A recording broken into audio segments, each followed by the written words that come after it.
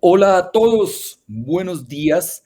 Qué grato estar de nuevo con ustedes con nuestra serie de webinars. El día de hoy vamos a aprender a crear un entorno virtual de aprendizaje accesible para todos. Estoy muy emocionado de estar acá con ustedes.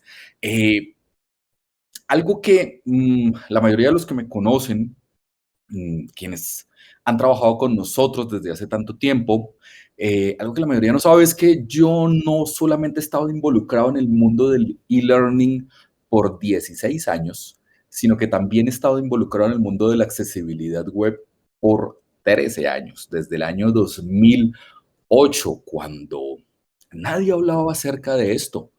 Y para mí es muy grato darme cuenta cómo la mayoría de países, como la mayoría de entidades del Estado, como la mayoría de empresas privadas, universidades, colegios, le han empezado a prestar bastante atención a este tema de la accesibilidad web, y han comprendido que cuando hablamos de accesibilidad web no estamos hablando únicamente de necesidades para personas con alguna dificultad, sino que estamos hablando de entornos accesibles para absolutamente todos.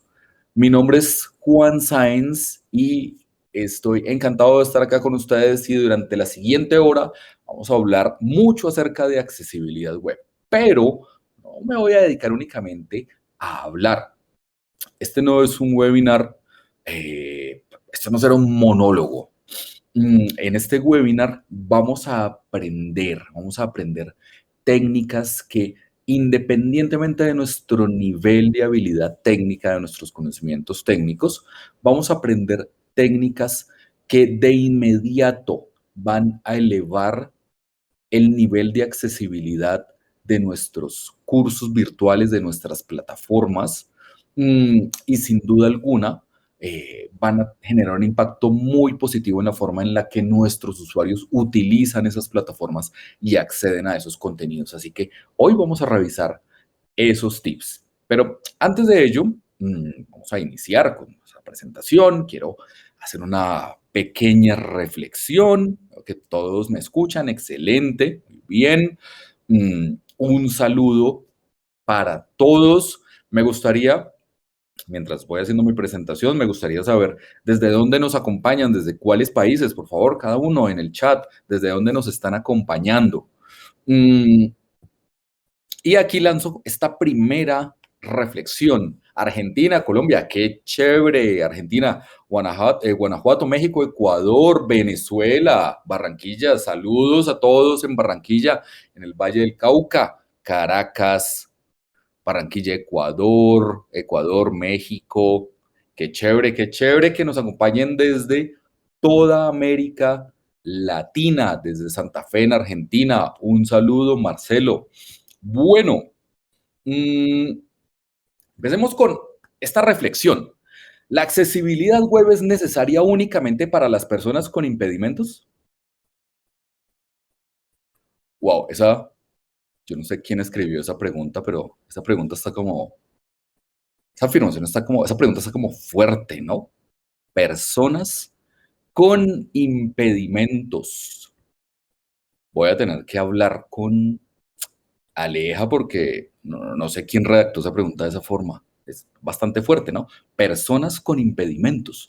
¿Será que hay personas con impedimentos?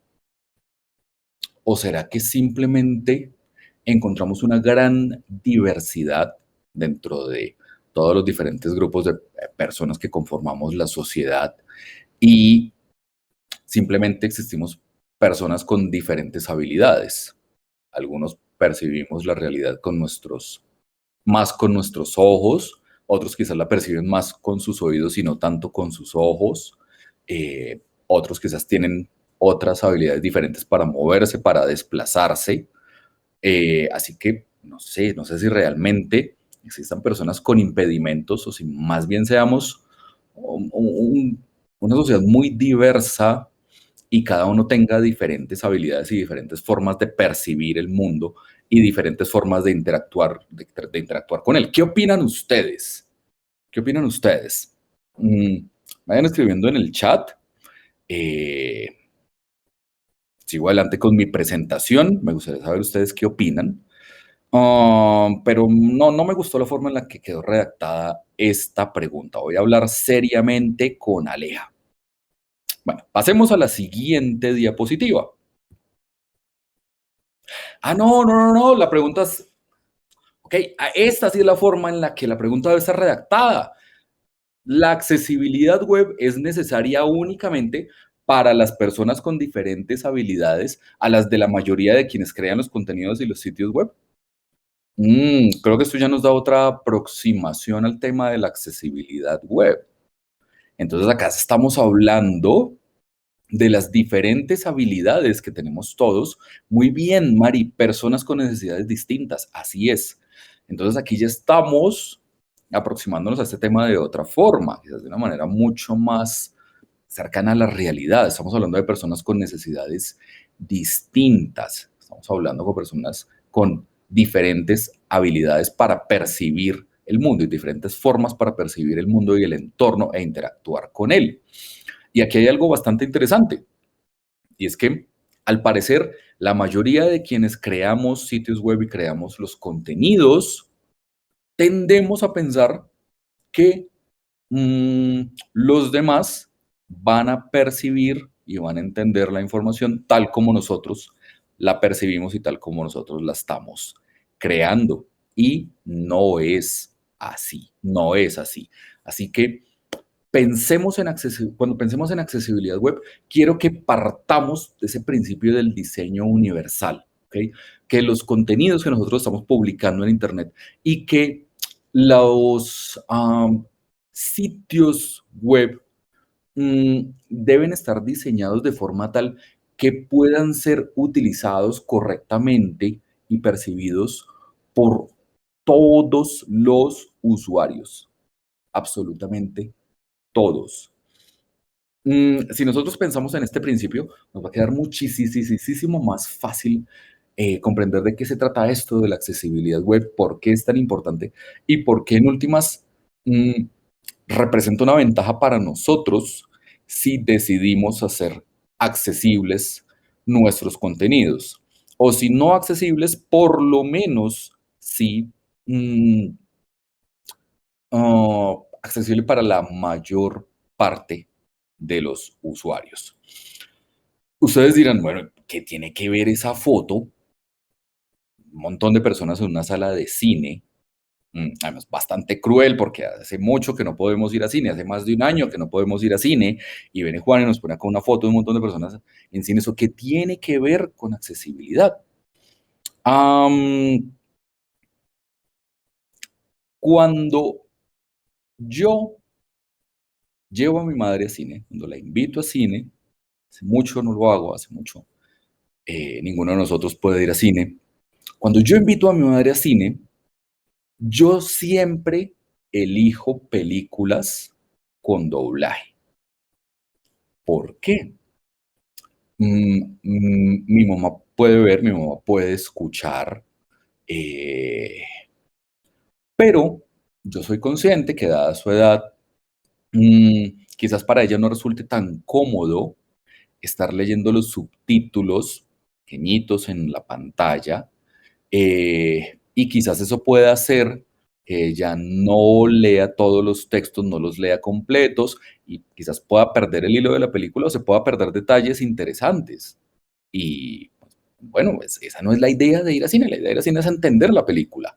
Así que yo siempre la llevo a cine, pero a ver películas con doblaje. Entonces, a partir de este ejemplo, de nuevo, regreso a la pregunta de hace un momento. ¿Será que el tema de accesibilidad únicamente afecta a aquellas personas que tienen necesidades distintas y formas diferentes de interactuar con el entorno? No. Y me gusta lo que Christian Sainz está escribiendo en el chat. Y él mismo lo está diciendo. La accesibilidad no está dirigida para aquellas personas que tenemos alguna discapacidad, sino que se refiere a la forma en la que presentan la información para facilitar el acceso, independientemente de las habilidades o características del usuario. Cristian, excelente. O sea, ya lo dijiste todo, ya resumiste una hora de presentación en ese párrafo. Muchísimas gracias. De eso se trata, esa es la idea. Volviendo al tema de la sala de cine, aunque mi madre no tiene ninguna incapacidad para ver, para percibir el entorno con sus ojos o para escuchar, sí podría estar teniendo dificultades, dada su edad, para ver una película en otro idioma simplemente leyendo los subtítulos. Entonces, mm, aquí volvemos al concepto de que la accesibilidad es algo que nos beneficia absolutamente a todos, porque todos en algún momento, dependiendo de las condiciones, dependiendo del contexto, podríamos estar en dificultad para percibir la información que nos están presentando por medio de Internet, por medio de un sitio web, por medio de una app, de un teléfono. Eh, entonces, cuando reconocemos esta situación, nos damos cuenta que en efecto la accesibilidad web nos beneficia absolutamente a todos. Mm, quiero plantearles los siguientes escenarios. Voy a apagar un momento mi cámara. Quiero plantearles los siguientes escenarios. Escenario uno. Ustedes están en un lugar muy concurrido, hay mucha gente, hay mucho ruido. O sea, quizás están en un aeropuerto, están en una cafetería y hay mucha gente. Y les entra una llamada a su teléfono y ustedes la contestan y no pueden escuchar bien. Y la otra persona al otro lado de la línea, por más que habla duro y por más que grita, ustedes no pueden escuchar bien. Ustedes normalmente no tienen ninguna dificultad, la mayoría de ustedes, para escuchar, pero en ese caso particular no lo pueden hacer. No lo pueden hacer debido al contexto, al entorno, algo que está completamente por fuera de su control les impide en ese momento acceder a la información.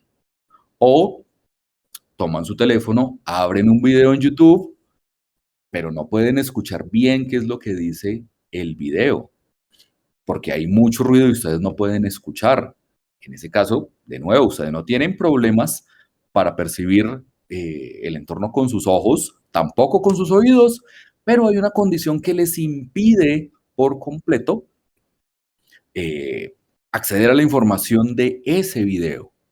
Así que y podríamos empezar a citar muchísimos ejemplos como este, pero nos quedan 40 minutos y como les dije, aquí la idea es ir a la práctica. Pero lo que quiero lograr con estos tres ejemplos es que todos reflexionemos acerca de esto y comprendamos la realidad, y la realidad es que la accesibilidad web nos impacta a todos y nos beneficia a todos por igual.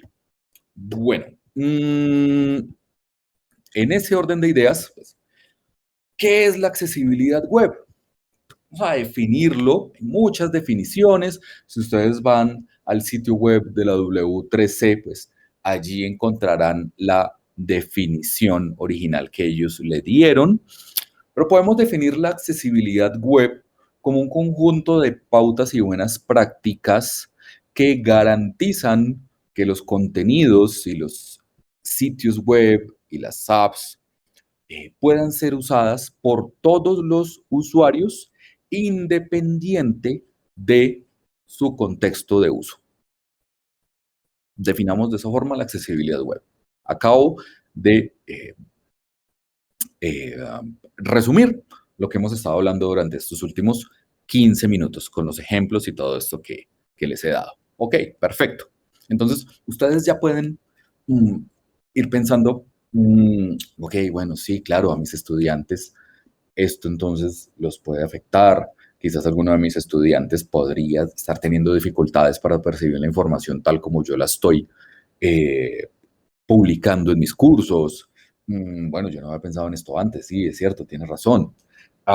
Ahora, con el auge del aprendizaje móvil, en donde la mayoría de nosotros estamos navegando por Internet y estamos accediendo a la información con nuestros teléfonos e interactuando con nuestros dedos y no con un equipo de escritorio, pues esto definitivamente tiene una mayor relevancia.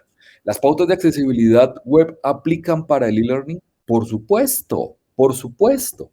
¿Qué es una plataforma y qué son y cuál es esa información? ¿Qué es esa información que publicamos a través de una pantalla? Pues no son más que, en últimas, no son más que sitios web. Básicamente son eso. Entonces, por supuesto que las pautas de accesibilidad web aplican también para nuestros contenidos de e-learning y para nuestras plataformas.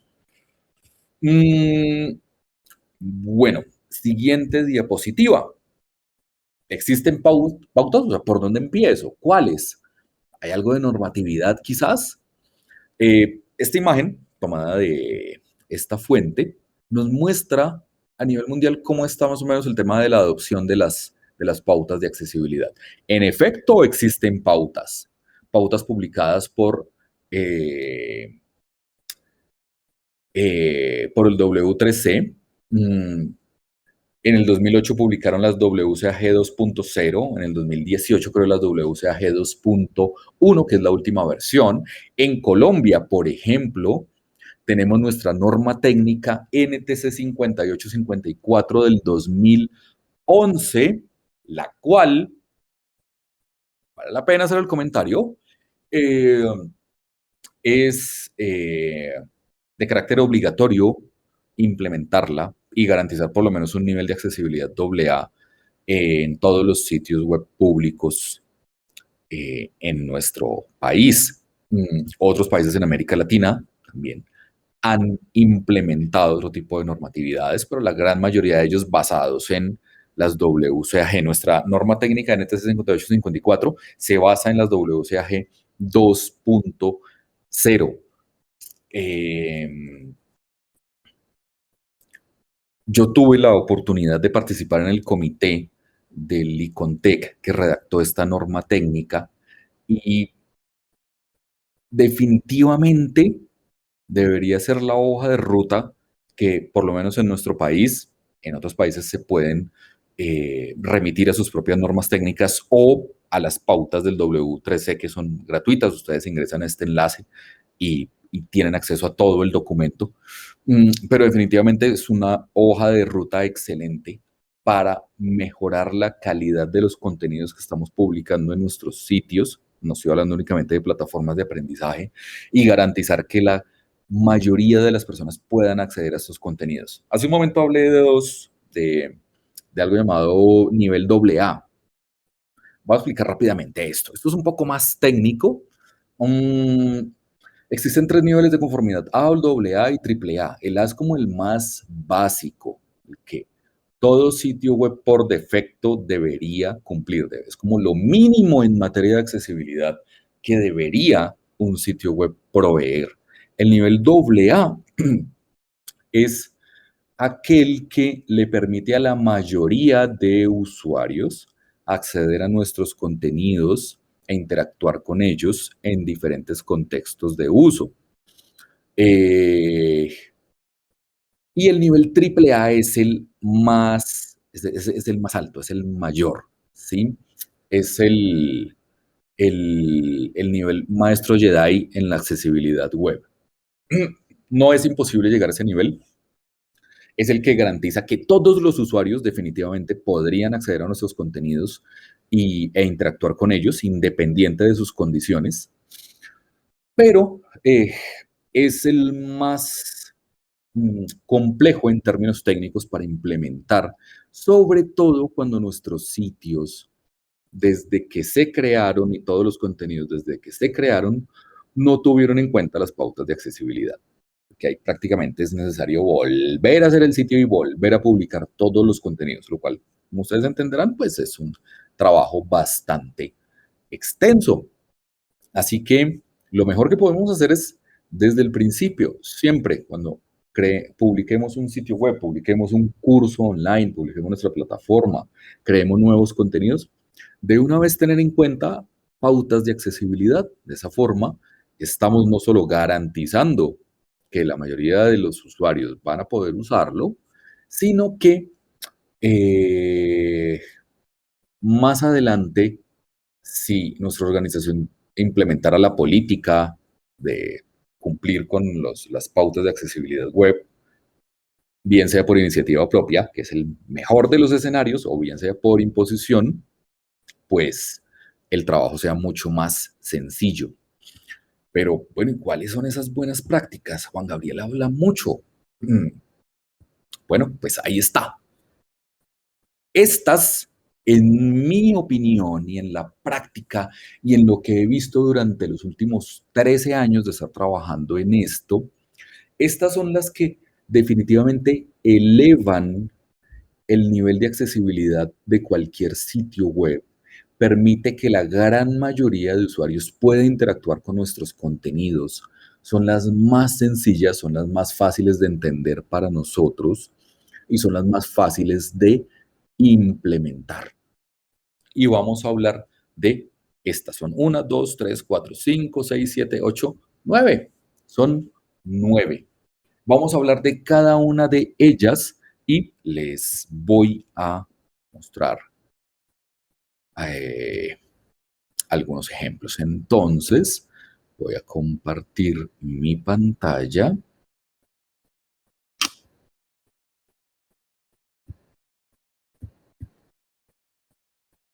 Perfecto.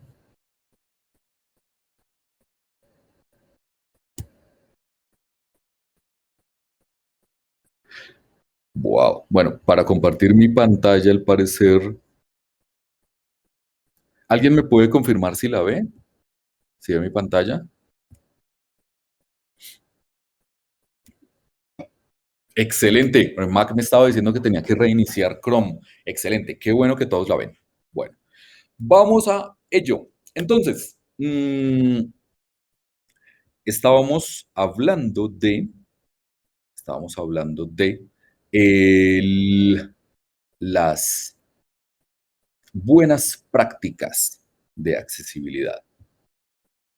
A ver, ¿dónde está mi presentación? Y estábamos acá. Entonces, la primera, debe primar el contenido, no el diseño.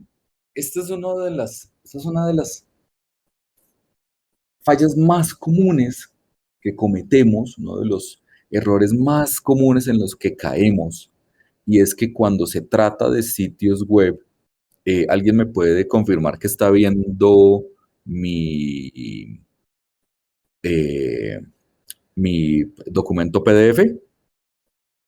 Ahora que lo cambia a PDF, ¿alguien me puede decir si lo ve? Quiero estar seguro de que todos estén viendo lo que yo veo. Se ve el PDF, perfecto, perfecto. ¿Qué ocurre? Mm, por lo general, nos enfocamos mucho más en el diseño, nos enfocamos en que sea un diseño bonito, nos enfocamos en los colores, nos enfocamos en las fuentes, nos enfocamos en los gráficos, nos enfocamos en la animación, en la interfaz de usuario, nos enfocamos en eso y dejamos a un lado la estructura del contenido. Resulta que los motores de búsqueda, voy a citar los dos casos en donde el contenido y la buena estructura del contenido de un sitio web definitivamente marcan la diferencia. Y el diseño queda a un lado por completo. El primero, los motores de búsqueda, esos motores de búsqueda y esos robots que indexan los contenidos, ellos no pueden ver el diseño. Ellos, o un robot, el robot de Google que indexa los contenidos, él no se fija en el diseño, no lo puede ver, no lo entiende. Le da igual si nuestro sitio es bonito o feo, y si la combinación de colores fue la más chévere, le da igual si los gráficos son muy bonitos. No, porque no puede ver eso. Se fija en la estructura del contenido. ¿Cómo está estructurado ese contenido? Títulos de primer nivel, títulos de segundo nivel, de tercer nivel, los enlaces, a dónde apuntan los enlaces, las imágenes, si las imágenes tienen texto alternativo o no lo tienen, si lo tienen, pues, qué están describiendo, cómo están hechas las tablas, si las tablas están usando para presentar datos o si quizás están usando para maquetar el contenido. Es que tenía que hacer, el diseñador tenía que presentar el contenido a tres columnas y no sabía cómo hacer las tres columnas, entonces puso una tabla ahí para darle forma y que no se le saliera todo. Eso es lo que ve un motor de búsqueda. ¿Sí? La estructura del contenido, el HTML y los tags, no ve el diseño.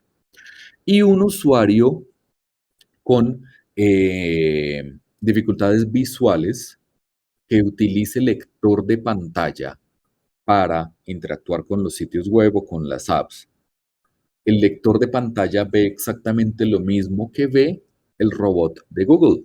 Ves la estructura del contenido, no ve el diseño ni lo entiende y le da igual si es bonito o feo. ¿Ven? Entonces, una persona con dificultad visual que accede a nuestro sitio web, mm, a nuestro curso virtual, y resulta que en ese curso nosotros le prestamos más atención a que se viera todo muy bonito y utilizamos un montón de librerías de JavaScript para crear unas animaciones y nuestro diseñador crea unos gráficos impresionantes y creamos un montón de infografías en forma de imágenes. Pues al lector de pantalla todo eso le va a dar igual y no lo va a poder percibir. Y por ende, nuestro estudiante que utiliza ese lector de pantalla, pues tampoco va a poder entender ese contenido. Si hay una infografía y esa infografía está en forma de imagen nada más y los textos están creados ahí en la imagen, pues el lector de pantalla no los va a poder reconocer, el usuario no va a poder comprender qué dice esa imagen. Entonces, esto lo voy a explicar en detalle con los siguientes 8 puntos, porque los siguientes 8 puntos son los que nos garantizan que prime el contenido y no tanto el diseño. El segundo punto en donde por lo general siempre fallamos y que es algo definitivamente muy fácil de solucionar, es que las imágenes que transmitan información siempre deben contener una descripción. Voy a mostrarles esto con un ejemplo. ¿Y lo voy a hacer en dónde? Lo voy a hacer en un sitio Moodle, tal cual. Lo voy a hacer en un sitio Moodle. A ver, ¿en dónde está? Voy a hacerlo acá. Voy a hacerlo en un sitio. Porque creo que la mayoría acá utilizamos Moodle. Entonces, voy a editar mi perfil de usuario.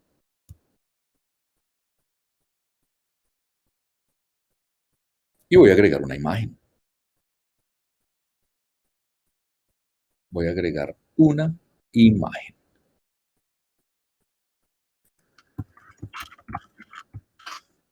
Imagen de personas en cine. Sí, es cierto, tengo muchas ganas de ir al cine, muchísimas.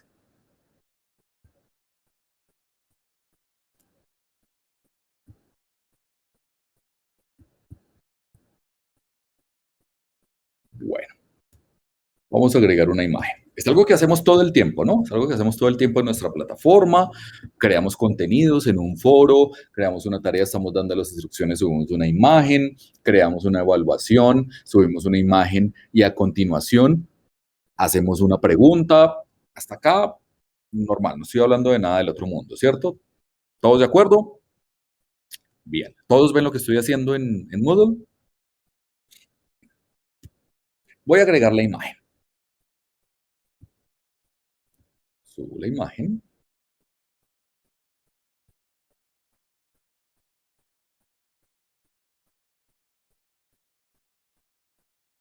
Y no le pongo ningún texto descriptivo. Y aquí, en mi perfil, voy a escribir algo como mmm, la siguiente imagen describe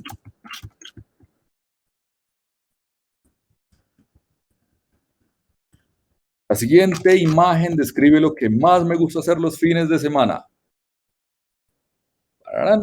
Lo guardo. Excelente.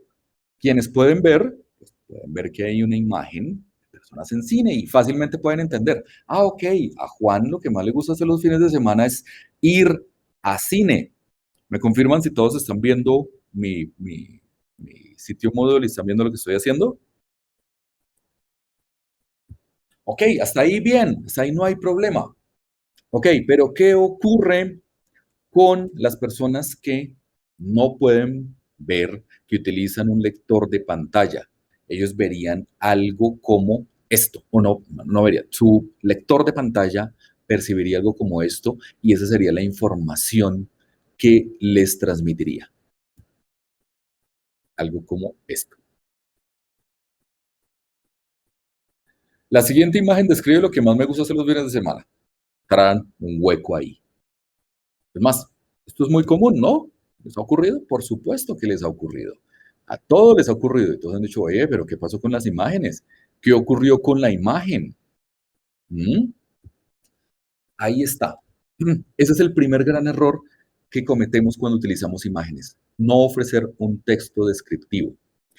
Cuando recibimos correos, vamos a suponer que estas imágenes se subieron en un foro de Moodle y la plataforma envió una copia del mensaje a todos los estudiantes por correo o al final del día les llegó a todos el resumen. Y el cliente de correo en nuestro teléfono, por seguridad, tararán, desactivó las imágenes. Se está perdiendo la información. Entonces, ¿cómo solucionamos eso? Simplemente vamos al contenido, editamos esa imagen y cada vez que volvamos a ver esto que dice, describe esta imagen para alguien que no pueda verla, vamos a escribir algo. ¿Y qué vamos a escribir? Vamos a describir la imagen. No vamos a poner allí 5.000 caracteres, sino que en una frase muy corta, muy concreta, vamos a describir lo que esa imagen estaba transmitiendo, de forma tal que los usuarios que la lean con un lector de pantalla puedan eh, escuchar esa descripción y no simplemente saber que había una imagen, pero no saben de qué se trataba. Y también cuando Google de nuevo indexe nuestro sitio, como él no puede ver las imágenes, pero sí puede ver las descripciones, va a decir, ok, acá hay una imagen y esa imagen describe tal cosa. Perfecto. Guardemos eso en nuestra base de datos para que la próxima vez que alguien busque información, yo le muestre estos resultados y ponga este sitio de primeras. Entonces, la describimos. Entonces, esa imagen para alguien que no pudiera hablar. Entonces, imagen.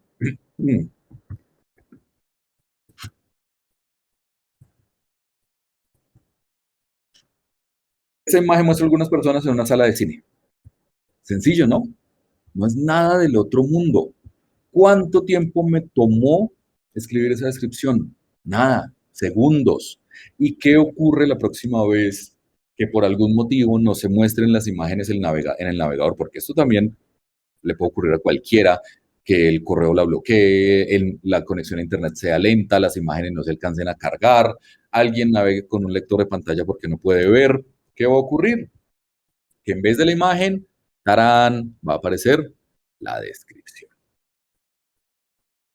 ¿Se está perdiendo la información? No, no se está perdiendo la información. Estamos ofreciendo alternativas. ¿Alternativas para quiénes? Para los usuarios que perciben el entorno de otra forma. O incluso para todos los demás que bajo diferentes circunstancias no puedan ver la imagen por X o Y motivo. Hasta acá, fácil, ¿no? Esa primera buena práctica es muy fácil de implementar, ¿no? ¿Qué me dicen ustedes en el chat? Quiero leer un par de comentarios antes de seguir con la siguiente buena práctica.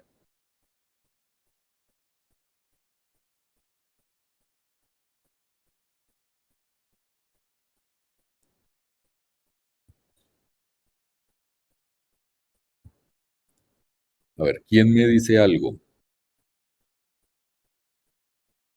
¿Está claro? ¿Entendido?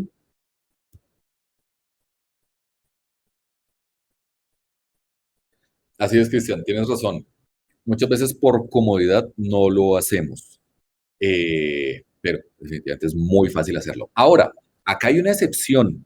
¿Cuándo no debemos hacerlo? ¿Cuándo no debemos hacerlo? Muchas veces las mismas plataformas, cuando eh, nosotros subimos imágenes, por defecto, por ejemplo, toman el nombre de la imagen y de una vez el texto descriptivo lo asocian con esa imagen. Vamos a poner que esta se llama cine, vamos a ver que se llama imagen 001.jpg.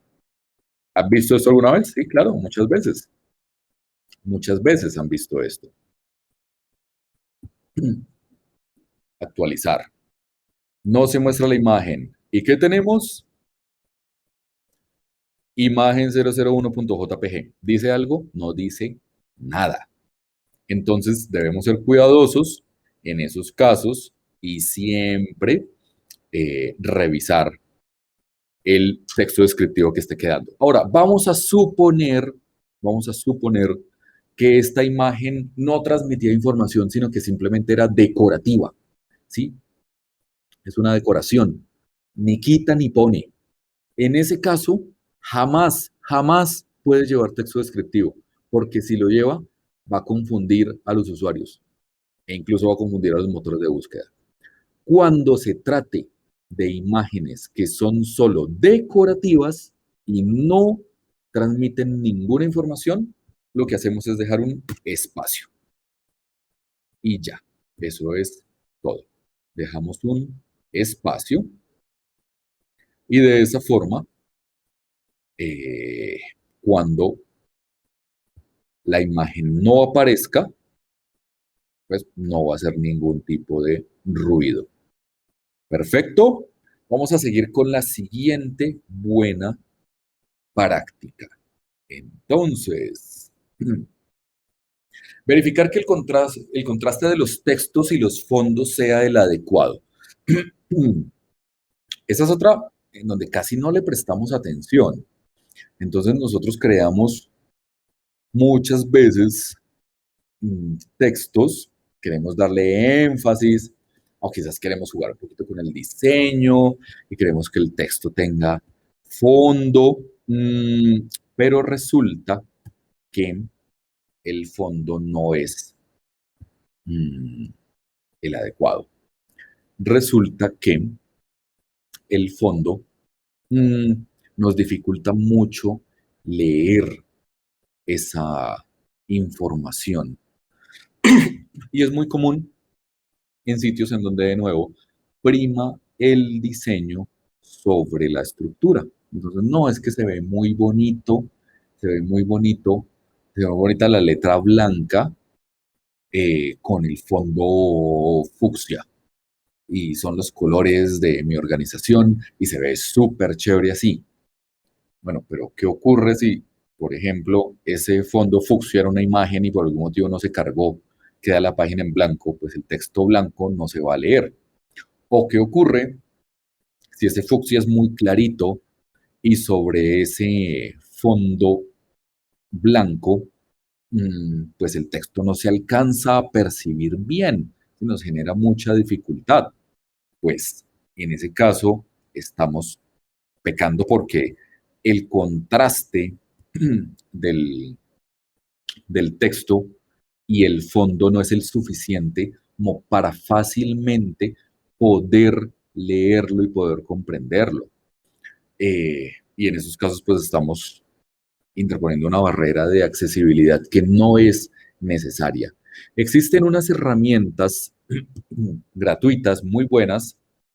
Mi favorita se llama Color Contrast Analyzer.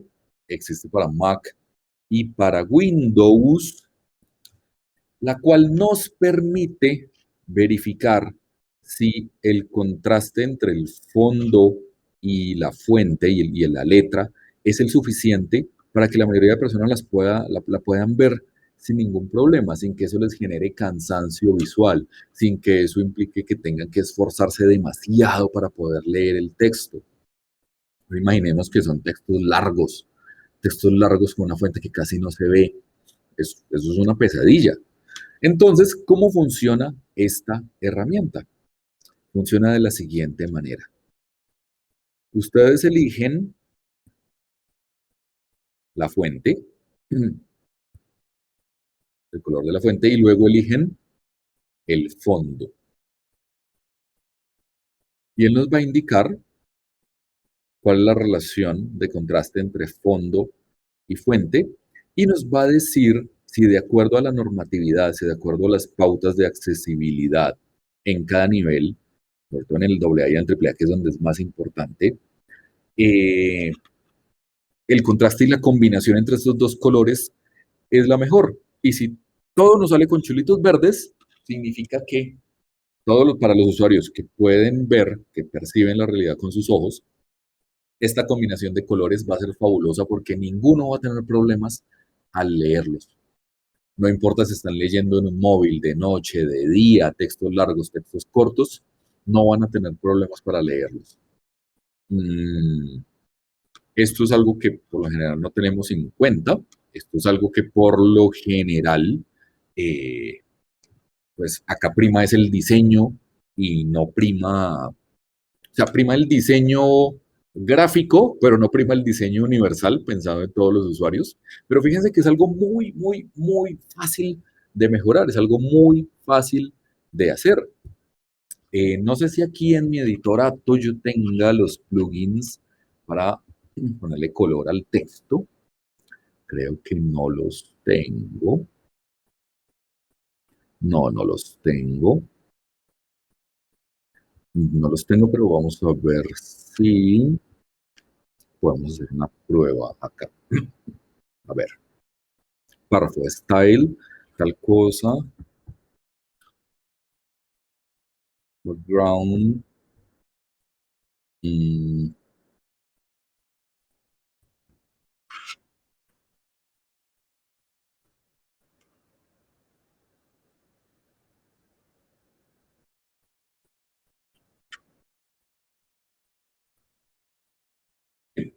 perfecto. Funcionó. Fíjense lo que acabo de hacer. Eso es algo que usualmente hacemos. Subrayar textos, ponerles un fondo. Miren lo que hice. A mí puede ser que me encante el fondo azul y la letra gris. Me encanta. Y para mí, Juan Gabriel Sáenz es lo mejor, no hay mejor combinación. Pero ¿será que para la mayoría de usuarios eso estará bien? ¿Ustedes alcanzan a leer bien lo que dice ahí? La siguiente imagen describe lo que más me gusta hacer los fines de semana. Bueno, yo lo leo, pero me tengo que acercar bastante a la pantalla. No, ¿cierto? A ver, ¿qué nos dice Color Contrast Analyzer? Elijo el fondo, elijo la fuente y el resultado, terrible. No pasa ninguna validación. Debería en este caso utilizar u otro fondo u otra fuente. ¿Qué pasa si utiliza, por ejemplo, blanco en este caso? Hey, blanco funcionaría mejor. Letra blanca sobre fondo azul ya se leería mejor. ¿Será que sí? Hacemos la prueba. A ver. Tengo que modificarlo así porque no tengo el plugin de Atom en Model para, para cambiar el color de la fuente.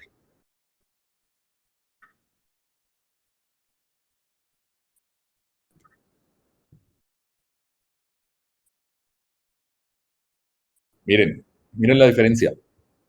Acá lo cambio, en efecto, mucho mejor. Acá, terrible. Ah, no, un segundo. Aquí no era background, color. Ahora sí. Miren la diferencia. ¿Qué diferencia? ¿Cómo se ve? Porque en efecto, la relación de contraste entre ambos colores es la adecuada. Bueno, espero que esta segunda buena práctica haya sido, eh, haya sido clara les resulte útil. Esta herramienta, Color Contrast Analyzer, la voy a copiar acá. Es gratuita y existe para Mac y para Windows. Vamos con la tercera. Subtitular los videos u ofrecer alguna alternativa. Siempre que nos sea posible, cada vez que produzcamos un video, subamos los subtítulos. En YouTube es muy fácil, podemos subir los subtítulos por aparte, o sea, no tenemos que utilizar un programa de edición de videos para subir los subtítulos, no. YouTube nos permite subir los subtítulos por aparte, subir los textos, sincronizarlos. Incluso YouTube tiene ya una funcionalidad, está en estado beta, no funciona a la perfección, pero Dios, ayuda y ayuda mucho, en donde por medio de un algoritmo de inteligencia artificial, reconoce el audio del video, reconoce el idioma y genera los subtítulos de forma automática. No siempre funciona, depende de la pronunciación, depende de la velocidad con la que esté hablando en el video, de cuántas voces al tiempo estén hablando en el video. YouTube va a generar una transcripción más o menos acertada. Eh, pero entre eso y no tener nada, por Dios, es 1000 veces mejor tener la transcripción automática de YouTube. Y existen otras herramientas de video que nos permiten hacer esto. Recuerden el ejemplo que les ponía al principio de esta charla. Estamos en un sitio muy concurrido y mucho ruido. Estamos en un aeropuerto, estamos en una cafetería y mucho, mucho ruido. Y sacamos nuestro celular y vemos un video. No vamos a poder escucharlo. Solo vamos a ver imágenes en movimiento, pero no vamos a conocer la información, no vamos a tener acceso a ella. Si ese video tuviese subtítulos, bueno, las cosas ya serían diferentes. Y fíjense que esos subtítulos no solamente beneficiarían a las personas sordas, sino que beneficiarían a cualquier usuario que bajo ciertas condiciones no puede escuchar el audio del video. Entonces, esta es otra buena práctica que nos pasamos por alto. Si no tenemos el tiempo o no tenemos herramientas de edición de video, no sabemos cómo se hace, podemos empezar por hacer algo tan sencillo como subir el video a YouTube y activar los subtítulos automáticos. Y créanme que eso ya es un paso gigantesco en garantizar que la gran mayoría de sus usuarios puedan acceder a la información que transmite ese video. Ven, estoy hablando de cosas que son muy fáciles de hacer, que elevan en gran medida la accesibilidad de los contenidos, que sin duda alguna le van a brindar a la mayoría de los estudiantes una experiencia de uso con nuestra plataforma mucho más amena, mucho más enriquecedora. Y hasta el momento nada de esto nos está costando dinero, nada, ni siquiera mucho tiempo nos está costando, ni siquiera conocimientos técnicos avanzados en accesibilidad web y conocer todas las WCAG y conocer la norma técnica de cada país y estar en capacidad de implementarlo y ser auditor. No, no, no, no, no. Cosas muy sencillas, muy, muy sencillas. Lo que les estoy diciendo es lo más importante. Ofrecer alternativas de texto a los audios. El mismo caso de los videos. Subimos un audio. Bueno, ¿qué ocurre si el usuario no lo puede escuchar? Porque no puede escuchar, porque es sordo, o porque simplemente en su contexto de uso en ese momento el volumen no le sirve de nada, no puede escuchar el audio, nada, se está perdiendo de la información. Así que si subimos un audio a un curso virtual y ese audio definitivamente transmite información valiosa, la típica pregunta de cuestionario, donde se sube un audio y se hace la pregunta. La típica pregunta de cuestionario de curso de inglés en donde se sube el audio y a continuación va la pregunta. ¿Qué pasa si el estudiante no puede escuchar el audio? Pues ya, nada que hacer. En ese caso, igual, deberíamos, ese archivo de audio que subimos, acompañarlo con un texto que describa lo que quería decir ese audio. No es nada que nos tome mucho tiempo, no es nada que nos cueste, no es nada que sea imposible. No necesitamos grandes conocimientos técnicos para hacer esto. Y definitivamente estamos ayudando mucho a nuestros usuarios. Aquí yo quiero hacer una aclaración. Y es que definitivamente menos es más. Entre más concretos seamos, entre más cortas sean las descripciones, mil veces mejor. Por ejemplo, en el caso de las personas sordas, que pues, no pueden escuchar el audio de nuestro video, no pueden escuchar el audio de ese archivo MP3 que subimos, pero nosotros como mm, diseñamos nuestros contenidos pensando en todos, subimos los subtítulos del video y subimos la descripción del audio, pero resulta que esos textos son supremamente complejos, largos, con palabras muy, muy, muy rebuscadas.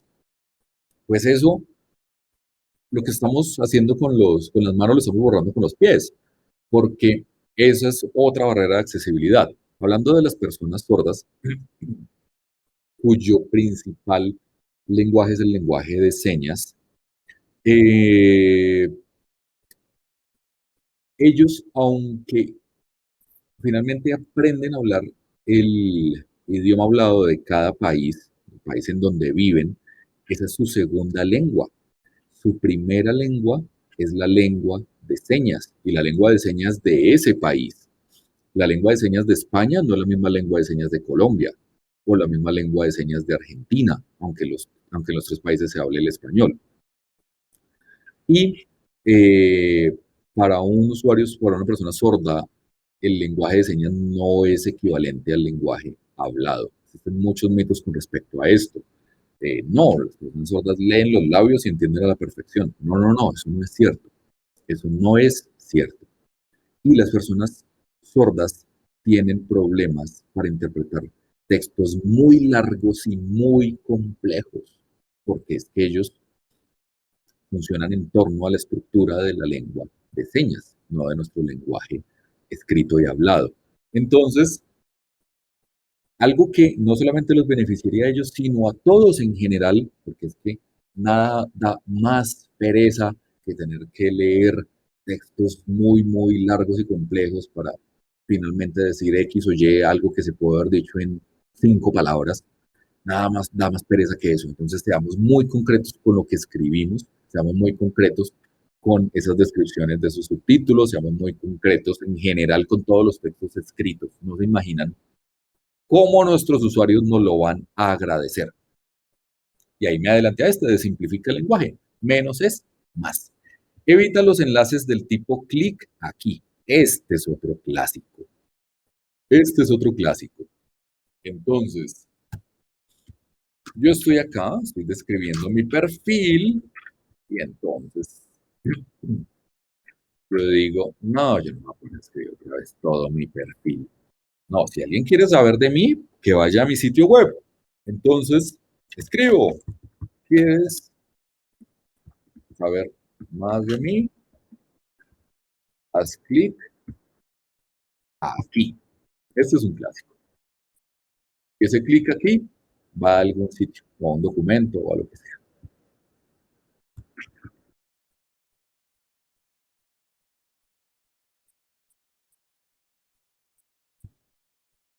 Y además, abrir en una nueva ventana. Perfecto. Abrir en una nueva ventana. Y ya quedó. Y esto nos ha ocurrido a todos, estoy seguro. Y entonces, alguien viene al sitio, la plataforma. Si quieres saber más de mí, haz clic aquí. ¿Aquí dónde? Aquí, nosotros que lo podemos ver. Pero, por ejemplo, para una persona ciega, ese haz clic aquí no es no es tan intuitivo como para nosotros, ¿cierto? Y además haz clic aquí y yo hago clic, ¡tarán! Me abre otra ventana, me llevó a otro sitio, me sacó de donde estaba. Una persona con dificultades visuales, cuando hacemos esto, queda completamente desorientada.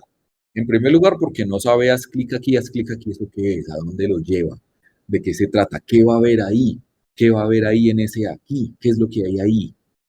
Y dos, cuando abrimos esos enlaces en una ventana nueva, en una ventana diferente, eh, lo estamos sacando del sitio en donde estaba, del sitio por donde estaba navegando, lo estamos llevando a otro sitio completamente nuevo, completamente diferente. No va a saber qué ocurrió, va a quedar completamente desubicado.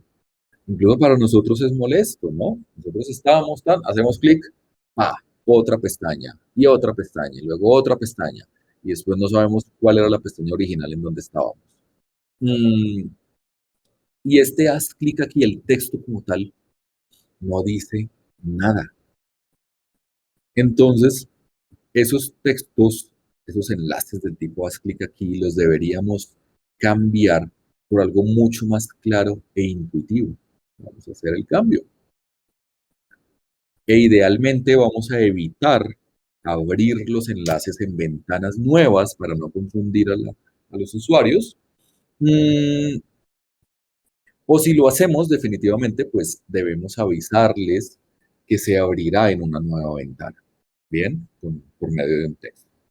Entonces, haz clic aquí, podría ser. Si quieres saber más de mí, puedes visitar mi sitio web en https. Ta, ta, ta, ta, ta, ta.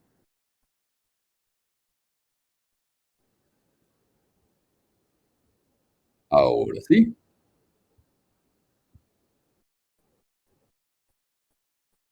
es diferente, ¿no? Estamos haciendo exactamente lo mismo. Estamos haciendo exactamente lo mismo, pero definitivamente esto se entiende mucho más. Se entiende mucho más. Entonces, la persona ciega que está navegando con el lector de pantalla, su lector de pantalla va a leerle y le va a decir, si quieres saber más de mí, enlace que apunta a https://.com, visitar mi sitio web en https://.com. Entonces la persona ciega ya sabe que ahí hay un enlace que lleva a https://.com y que ahí, pues, ese es el sitio web el, del dueño de este perfil. Entonces, para la persona ciega va a ser mucho más clara la acción. Ya sabe para dónde va, a dónde lo va a dirigir ese enlace, qué posiblemente qué va a poder encontrar allí, y pues él decide si hace clic o no. ¿Ven? Entonces, definitivamente estamos haciendo todo muchísimo más claro. Hasta el momento, ¿hemos tenido que invertir algo de dinero? No, cero. Les he suministrado información que sea difícil de entender, en donde se requieran conocimientos técnicos súper avanzados, conocimientos que estén restringidos solo para unos pocos privilegiados que saben de lenguaje de programación y de diseño web. No, es algo que todos podemos hacer, todos podemos elevar la, las condiciones de accesibilidad web de nuestros cursos virtuales. Mm, Vamos a ir con los que sigan. Describir correctamente los enlaces es lo que acabo de hacer. Y por último, los sitios deberían permitir la navegación por teclado o por mouse. No solamente por mouse, digo, también por teclado. No todos podemos utilizar un mouse, por ejemplo.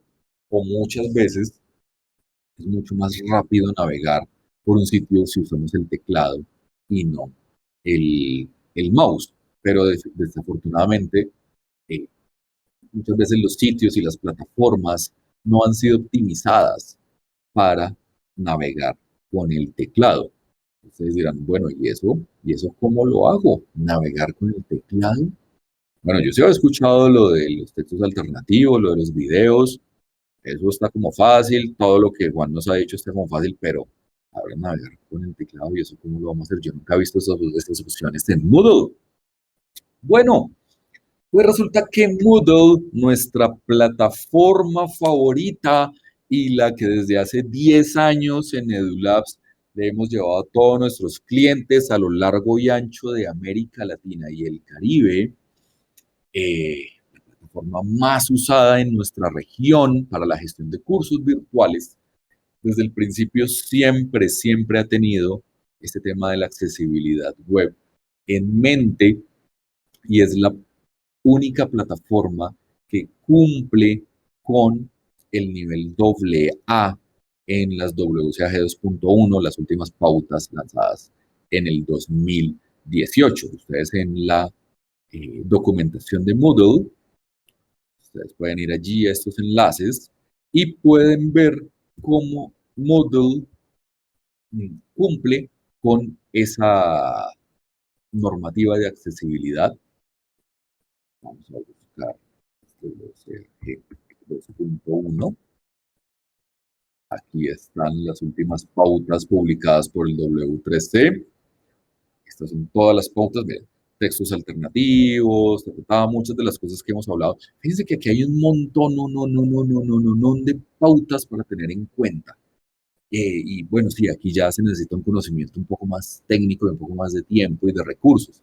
Pero las que yo le acabo de hablar son definitivamente las más útiles, las básicas, las más necesarias y las que fácilmente pueden elevar la calidad de esos contenidos que estamos publicando y hacerlos más accesibles para la gran mayoría de usuarios. No nos cuestan mucho, no nos cuestan casi tiempo, no requieren de mucho conocimiento técnico. Pero si queremos ir más allá, aquí podemos encontrar el documento gratuito del W3C, del cual se han basado la mayor parte de normas técnicas de cada país, en donde están explicadas cada una de las pautas, cómo funcionan, cuáles son las técnicas para garantizarlas, etcétera. Y Moodle nos garantiza que cumple con esas pautas. Tenemos aquí dos enlaces que están en la presentación, en donde Moodle nos garantiza que cumple a nivel AA, es decir, que es una plataforma que out of the box, recién instalada, nos garantiza que cumple con todo. Ahora bien, acá quiero hacer énfasis en lo siguiente.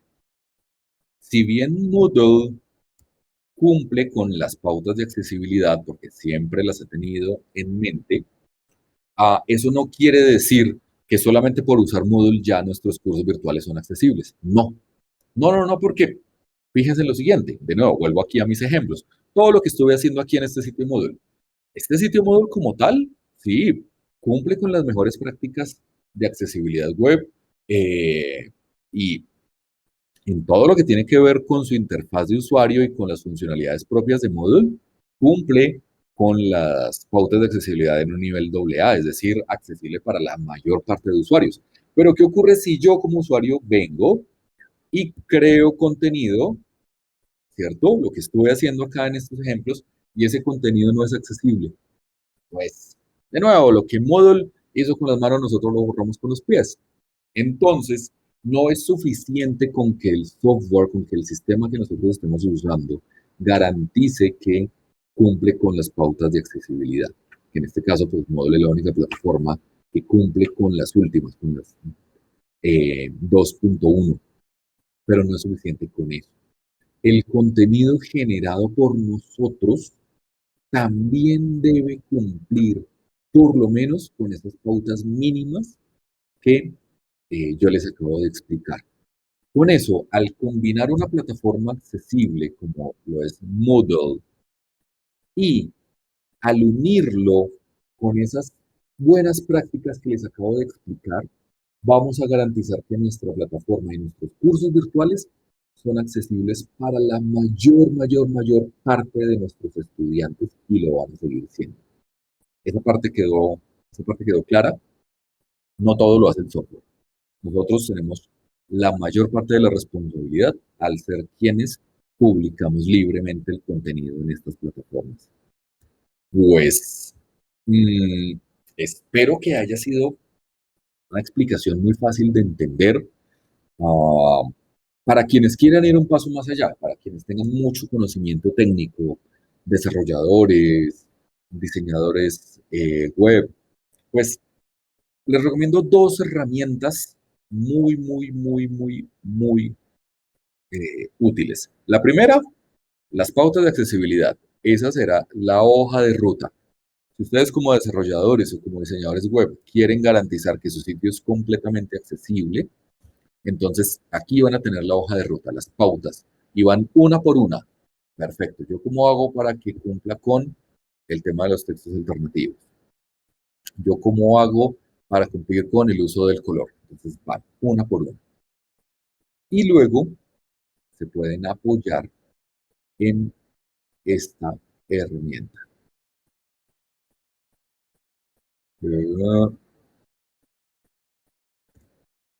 Wave. Wave es una plataforma que nos permite evaluar la accesibilidad de un sitio web. Entonces nosotros simplemente ponemos allí la página. No evalúa todas las páginas de un sitio de forma recursiva. Evalúa una por una. Bien, evalúa una por una e incluso tiene, fíjense que tiene por acá, ¿dónde estás? ¿Dónde estás? Wave. Tiene extensión para Chrome y para Firefox. Le ponemos la URL que queremos evaluar y él se encarga de evaluarla y nos dice cuántos errores se encuentran. Entonces, fíjense que en esta página que le di para evaluar, la página en la que he estado jugando, me dice que hay un error y me lo muestra. Me dice que hay un error acá. Un solo error. Aquí está el error. El error es esta imagen. ¿Cuál es el error de esta imagen? Que no tiene texto alternativo.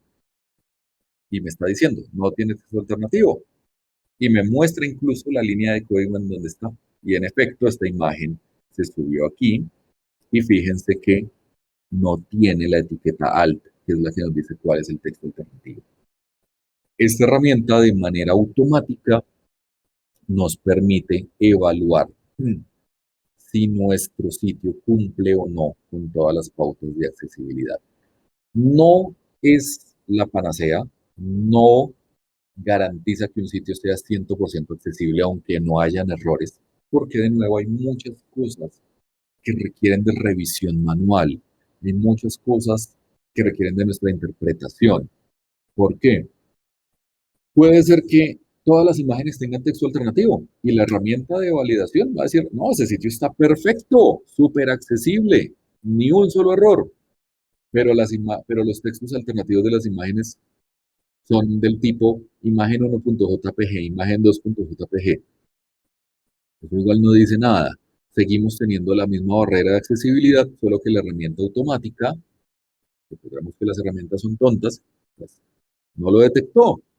Entonces, no podemos confiarnos única y exclusivamente en la tecnología. Esto es un trabajo de buenas prácticas, de revisión manual, y ante todo de tener en nuestra cabeza que la información debe ser para todos, debemos garantizar que la mayoría pueda acceder a la información, que no todos accedemos a la información de la misma manera. Y, y con los tips que les acabo de dar, definitivamente podrán hacer cursos virtuales y plataformas mucho más accesibles. Espero que esta presentación les haya gustado, espero haberles transmitido información interesante, útil, sobre todo útil. Este es nuestro principal objetivo, haberles transmitido información útil. Y bueno, quiero contarles rápidamente quiénes somos nosotros. Nosotros somos una empresa colombiana que desde hace 10 años estamos acompañando a nuestros clientes para lograr el éxito en sus proyectos de e-learning. Somos una empresa líder en América Latina y el Caribe en ofrecer este tipo de servicios. Somos partners oficiales de Moodle, la plataforma más usada a nivel mundial para Colombia, México y Ecuador. Pero ante todo somos parte del equipo de trabajo de nuestros clientes, somos sus aliados, no somos, nuestra relación no es proveedor-cliente, somos sus aliados, somos parte del equipo de trabajo. Si ustedes tienen en mente algún proyecto de e-learning, necesitan servicios de plataforma, herramientas educativas, consultoría, eh, para eso estamos acá. Atendemos a todos los sectores, eh, sector educativo, sector corporativo, sector gubernamental. Nos especializamos precisamente en grandes instalaciones,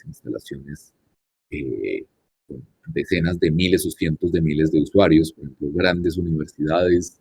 Tenemos la fortuna de atender a las universidades más importantes del país y de la región, y también a las empresas y entidades del Estado más importantes. Y estaremos encantados de compartir nuestra experiencia y nuestros conocimientos con ustedes. Preguntas. Por supuesto que podamos responder preguntas. ¿Qué sería de un webinar si no respondemos preguntas? Entonces, vamos a revisar. ¿Se expediría algún certificado de asistencia? No, Carlos, no, pero sí te vamos a enviar la grabación.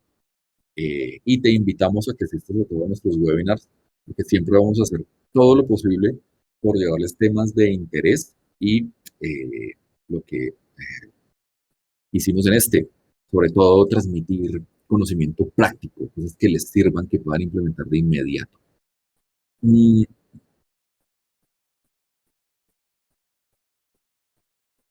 Christian Sáenz, por supuesto que te puedes capacitar con nosotros para aprender a usar Moodle, control profesor y administrador. Por favor, déjanos tus datos, dale tus datos a Alejandra, que está por aquí, o déjanos tus datos en el chat y nosotros de inmediato te damos acceso a nuestros cursos para que los tomes. Todos tus comentarios van a ser bienvenidos. Todas las oportunidades de mejora que nos puedas señalar en los cursos van a ser bienvenidas. Y la segunda que pasó con el M-C, el M-C ya no está vigente. El curso que está ahora ofreciendo Moodle para certificar sus conocimientos es el MEC, el Moodle Educator Certificate, y pues, te invitamos y los invitamos a todos a certificarse en el uso de Moodle. ¿Les ofrece certificación de entrenamiento para administradores Moodle? Sí, por supuesto, Edgar. De nuevo, déjanos tus datos y te damos acceso a nuestro curso de administrador de Moodle para que lo completes sin costo alguno. Mm,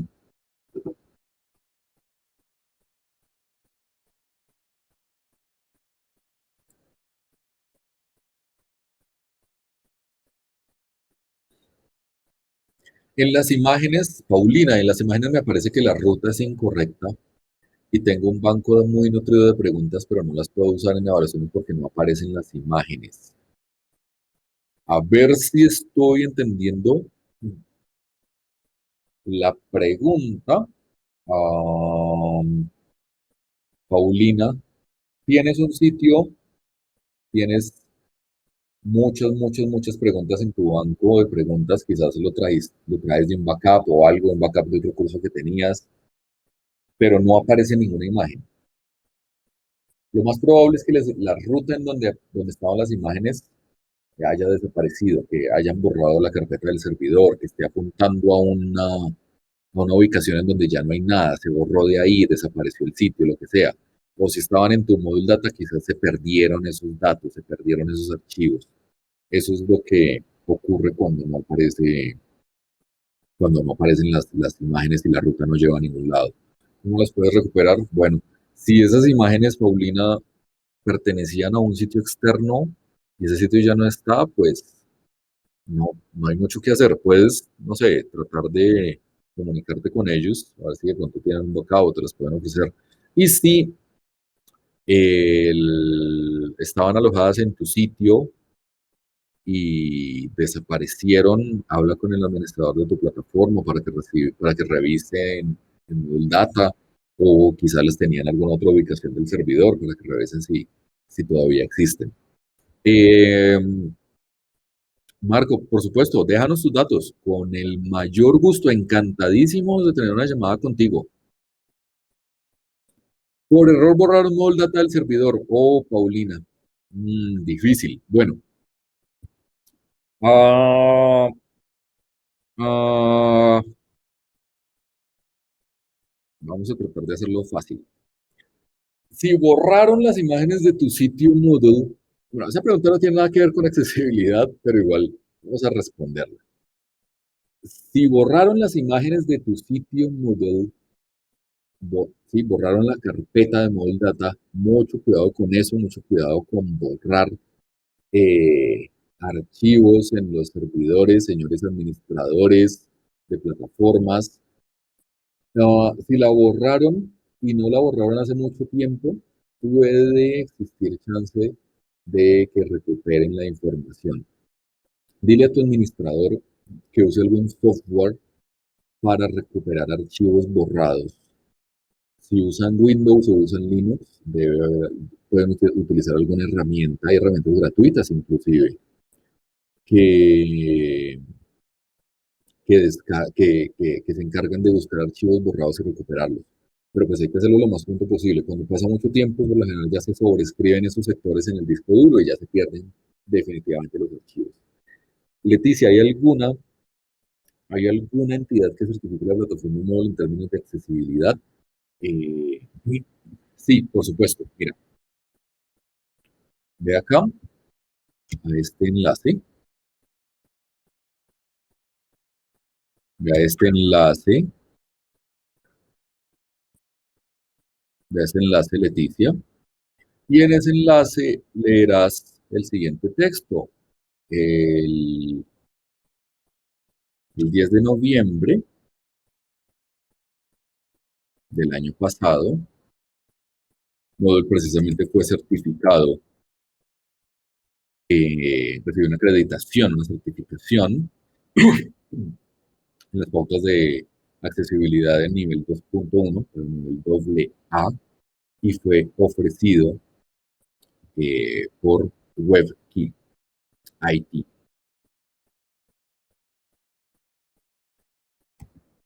Aquí la IT, no es IE, sino IT.